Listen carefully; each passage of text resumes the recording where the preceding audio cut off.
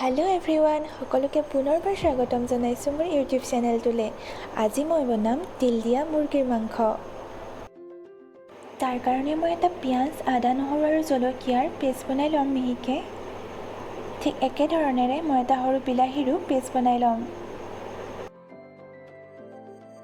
ইয়াত মই লৈছোঁ 2 চামুচ তিল। তিলখিনি মই শুকানকৈ ভাজি গুড়ি কৰি লৈছিলোঁ।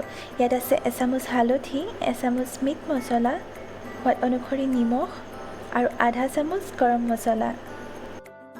এতিয়া মই এখন কেৰাহীত তেল গৰম কৰি প্ৰথমে মাংসখিনি ভালদৰে ফ্ৰাই কৰি ল'ম।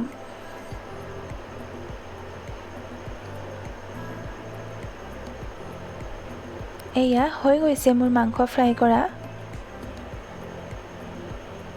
এতিয়া মই সেই একেখিনি তেলতে পিঁয়াজ, আদা, নহৰু আৰু জলকীয়াৰ পেষ্টটো দি ভালদৰে ভাজিম। যেতিয়ালৈকে ইয়াৰ পৰা কেঁচা গোন্ধটো নাযায় তেতিয়ালৈকে মই সকলোখিনি ভালদৰে ভাজি ল'ম। এতিয়া মই ইয়াত দিছোঁ বিলাহীৰ পেষ্টটো। এইখিনিও মই ভালদৰে ভাজি ল'ম।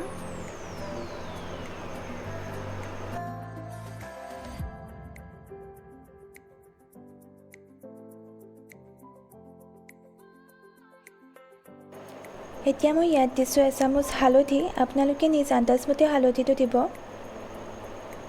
ভালদৰে মিক্স কৰি ল'ম এইখিনি।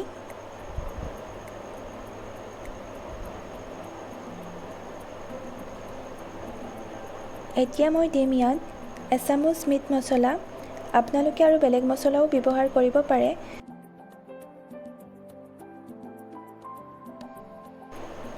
ভালদৰে ভাজি ল'ব সকলোখিনি। সঘনাই লৰাই থাকিব আৰু গেছৰ ফ্লেমটো ল' ৰাখিব। এতিয়া মই ইয়াত দিছোঁ আগতেই ভাজি ৰখা মাংসখিনি। পুনৰ সকলোখিনি ভালদৰে মিলাই ল'ম আৰু অলপ সময় ভাজিম ভালদৰে। এইধৰণে মিক্স কৰি ল'ব সকলোখিনি। ইয়াত মই দিম এতিয়া সোৱাদ অনুসৰি নিমখ। পুনৰ সকলোখিনি ভালদৰে মিক্স কৰিম আৰু অলপ সময় ভাজি ল'ম। যেতিয়ালৈকে মাংসখিনিত মছলাখিনি সোমাই নাযায় তেতিয়ালৈকে মই সকলোখিনি ভালদৰে ভাজি ল'ম।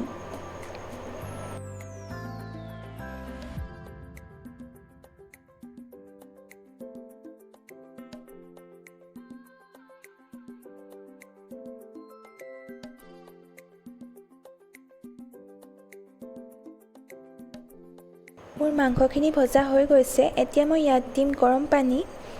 পানী আপোনালোকে যিমান পৰিমাণৰ গ্ৰেভি ৰাখিব বিচাৰে সেই অনুপাতে দিব আৰু গৰম পানী ব্যৱহাৰ কৰিব, ঠাণ্ডা পানী নিদিব পৰাপক্ষত।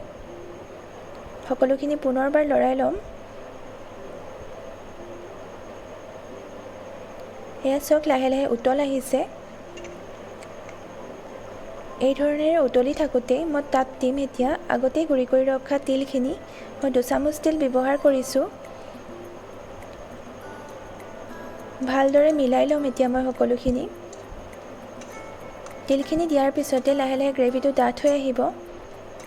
এই ধৰণে মিলাই ল'ব সকলোখিনি ভালদৰে।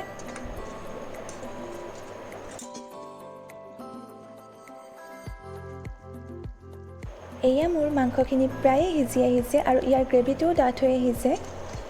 এয়া চাওক। শেষত মই ইয়াত দিছোঁ আধা চামুচ গৰম মছলা আৰু সকলোখিনি পুনৰ ভালদৰে মিক্স কৰি মই গেছটো অফ কৰি দিম। আৰু এয়া মোৰ তিল চিকেন ৰেডি হৈ গ'ল। যদিহে আপোনালোকৰ ভিডিঅ'টো চাই ভাল লাগিলে তেন্তে লাইক কৰিব আৰু মোৰ চেনেলটো ছাবস্ক্ৰাইব কৰিবলৈ নাপাহৰিব।